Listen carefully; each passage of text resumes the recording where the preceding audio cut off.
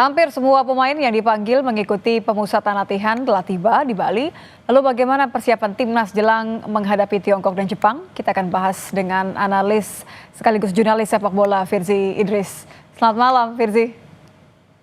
Malam Nitya, apa kabar? Alhamdulillah baik, kita juga menanti nih mudah-mudahan kondisi semua pemain baik ya. Tapi tidak hanya baik, kalau kita lihat kan Betul. sebenarnya setiap kali training camp ini pasti dikhususkan untuk siapa lawannya begitu ya. Kalau Anda lihat, apakah Ya, ada target atau tujuan khusus untuk Senin besok?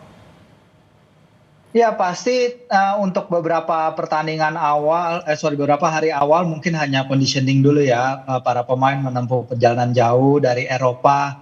Ini adalah kemewahan yang kita tidak dapat ketika timnas bermain di Sydney. Ketika timnas bermain di Sydney hanya ngumpul 2 hari, praktis tim itu lengkap hanya sehamin satu sebelum pertandingan. Sekarang punya waktu lebih, aklimatisasi terhadap udara di Indonesia juga penting bagi pemain-pemain Eropa kita, karena Tom Hai udah bilang juga di podcastnya bahwa dia seperti kehilangan oksigen ya ketika menghadapi Bahrain kemarin, karena memang suhu dan iklim yang lembab, jadi lebih banyak waktu untuk beradaptasi di Indonesia lebih baik bagi mereka. Dan ya recovery dulu, musim yang panjang kita harus ingat bagi para pemain. Tapi untuk beberapa juga musim masih jalan ya, kayak Martin Paes, Liga MLS baru setengah jalan. Tapi yang pasti aklimatisasi dulu, baru conditioning, dan kemudian baru latihan teknik. Oke, jadi adaptasi dulu supaya juga lebih Ya, terbiasa karena kan memang ini adalah waktunya kita untuk di kandang ya. Tapi kan artinya ya, ekspektasinya tentu akan lebih tinggi melihat lawan Tiongkok tentu. nanti ya. Ada line up-nya masih menunggu tentu Ya. saja. Kira-kira fokus utama selain tadi memperbaiki kebugaran pemain akan apa saja nih Virzi?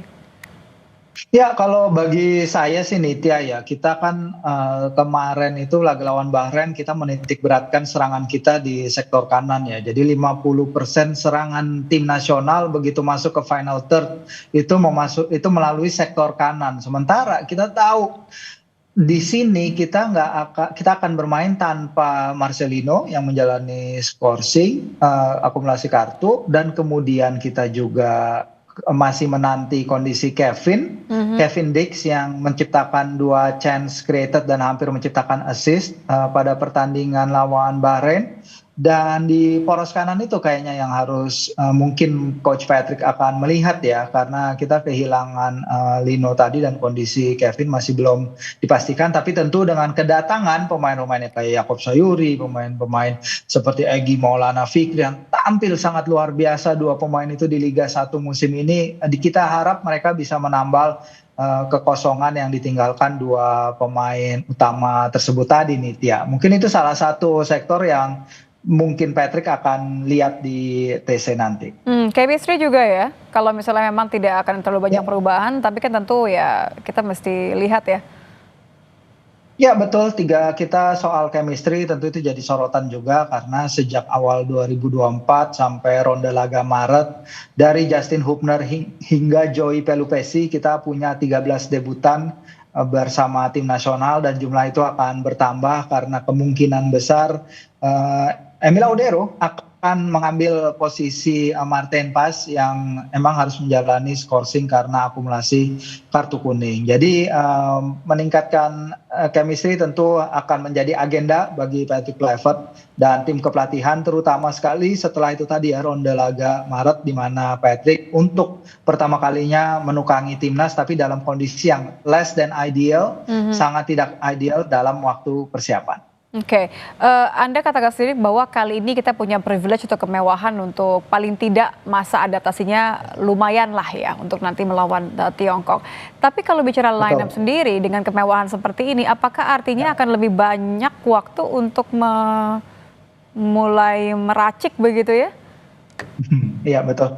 Ya betul, kita mungkin melihat sesuatu kalau ketika di Sydney Patrick memainkan status quo, itu adalah suatu hal yang wajar ya, dia tidak melakukan perubahan terlalu banyak dari tim yang dilatih oleh Shin Tae-yong, karena waktu itu dia memang hanya punya praktis ya untuk latihan itu hanya 1 hari full, dan itu sangat tidak ideal apabila dia ingin mengubah keadaan. Dan keuntungan ada training camp ini, kita akan melihat para pemain lebih beradaptasi dengan keinginan Coach Patrick, karena ya dari konferensi pers awal pun disebutkan bahwa para pemain akan punya pendapat ya terhadap permainan taktik yang akan dimainkan timnas. Tapi tentu otoritas ada di tim pelatih dengan Coach Patrick, Coach Alex, Coach Denny, dan semua pasti akan mencari formasi terbaik untuk menghadapi tim China yang secara karakter juga pasti akan berbeda ya.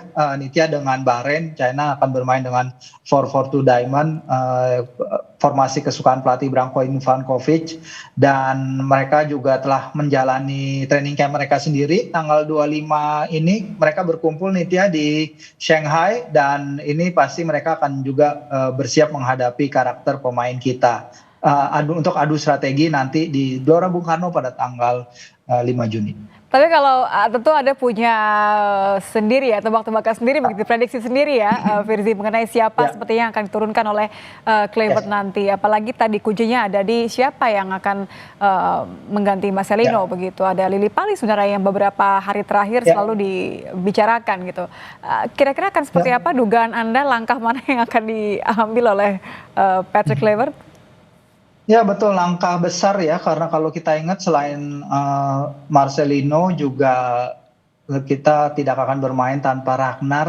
Ragnar juga absen, bahkan dia absen dari pemanggilan timnas untuk pertama kalinya sejak dia dipanggil untuk laga melawan Vietnam ya pada ronde kedua. Tentu Vano kembali ke timnas setelah 2 tahun ya kalau pertandingan persahabatan, tapi kalau pertandingan resmi udah 3 tahun dia absen. Pemain 35 tahun, tapi dia sejak musim lalu terutama ya mencetak double goal double assist. Musim ini juga pada paruh pertama 5 gol dan 4 assist, luar biasa.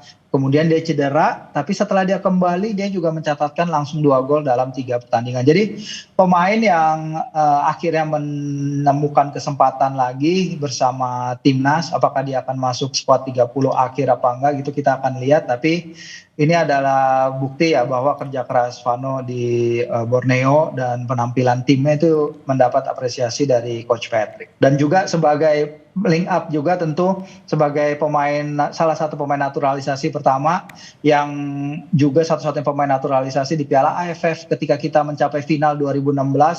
Ini juga akan modal bagus bagi Vano untuk pengalaman yang dia punya di timnas dibagikan kepada skuad Garuda sekarang yang relatif muda ya Nitya.